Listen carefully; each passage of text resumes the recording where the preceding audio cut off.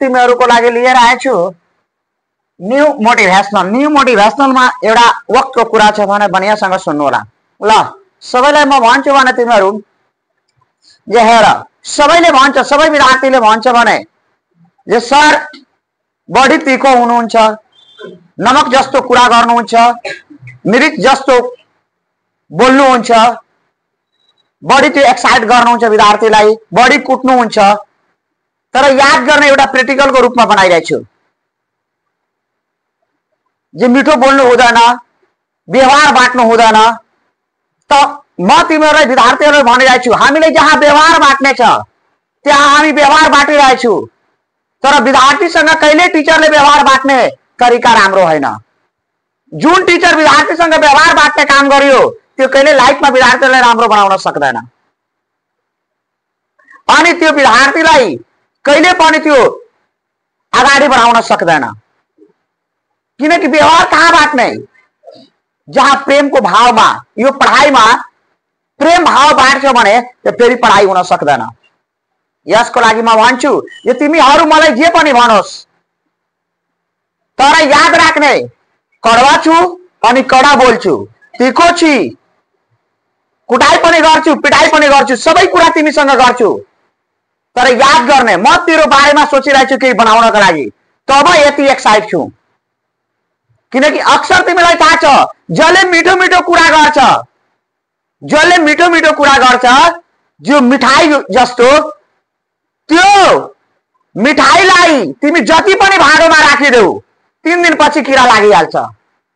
तर नमक अनि मिर्चालाई तिमी खुल्ला छोडिदिनु, 1 महिना या 1 साल खुल्ला छोडिदिनुहुन्छ तर कहिले न किरा लाग्न सक्दैन। त हामी नमक हो, मिर्चा हूं, तर विद्यार्थीको जीवनमा कहिले किरा म लाग्न दिँदैन। त्यसलाई जहिले पनि बाटो रास्ता राम्रो बताउँछु, त्यसलाई सफल हुने बताउँछु। अनि अरू जना मिठो मिठो कुरा गरिरहेछ, मिठो मिठो कुरा गरिरहेछ, आऊ यो कुरा जे पनि आफ्नो पढाइको बारेमा, आफ्नो कामयाबीको बारेमा बोलाइरहेछ त बुझ्नु एक दिन तेरो जिन्दगीमा त्यो किरा लगाइदिन्छ। किनकि तिमी गएर हेर सबै ठाउँमा पहिला पैसा दियो भने त फेरि बुझिहाल 3 महिनाको कोर्स 1.5 महिना 2 महिनामा गर्यो, सिक्यो नसिके जाऊ। तिमीको घर कहाँ हो, तिमी को हो, कसैलाई थाहा छैन। पिछलो साल म आफ्नो कोचिङको बच्चालाई अरू इन्स्टिट्युटमा पठाएको थियो, त्यो सही तरिकाले 3 महिनामा नेपाली टाइपिङ अनि इंग्लिश टाइपिङ पनि सिकेको थिएन। फेरि म सोचियो जब आफ्नो बच्चालाई कहीँ पठाउने छैन, जसलाई इच्छा अनुसार हुन्छ, कामयाब बन्ने छ भने त्यो कुरा म खुद गराइरहेछु आफ्नो आँखको सामने। 3 महिनामा हुँदैन 4 महिनामा गर्छ, 4 महिनामा हुँदैन 5 महिनामा गर्छ, 5 महिनामा हुँदैन 6 महिनामा गर्छ। किनकि यो खुदको मेरो छ, कसैको रेन्जमा काम गर्ने छैन, खुदको सम्पत्ति मेरो छ। तर अरू ठाउँमा 3 महिना भन्दा पहिला नि पैसा पूरा पेड गराइदिन्छ, तिमी सिको या नसिको तँलाई बाहिर निकालिदिन्छ। भोलि तिमी कम्प्लेन गर्न पनि जाँदैन, अनि भोलि तिमी केही भन्न जान सक्छौ। किनकि वक्त पर्छ त मान्छे बढी मिठो मिठो कुरा गर्छ, अनि वक्त जब निक्लिहाल्छ त मिठो मिठो कुरा खत्म भइहाल्छ। जब तिमी पैसा पेड गरिदिन्छ त त्यसपछि तिम्रो आवाज कसैले सुन्दैन। तर याद गर्नु 3 महिना अगर मौज मस्तीमा बिताइदियो त पैसा त गार्जियन कमाइरहेछ,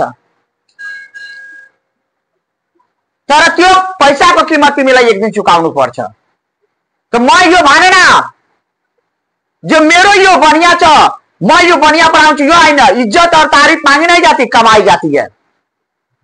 म कसैलाई केही फोकस गर्दैन, म आजसम्म कसैलाई भनेन यो तिमी यही पढ।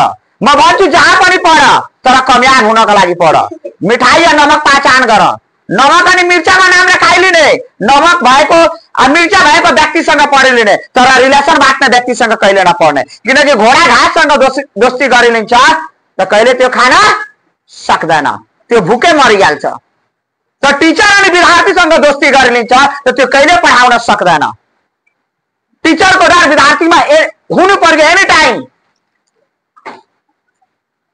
विद्यार्थी जे पनि भनोस् तर टिचरले आफ्नो अनुसार नै काम गर्नु पर्यो।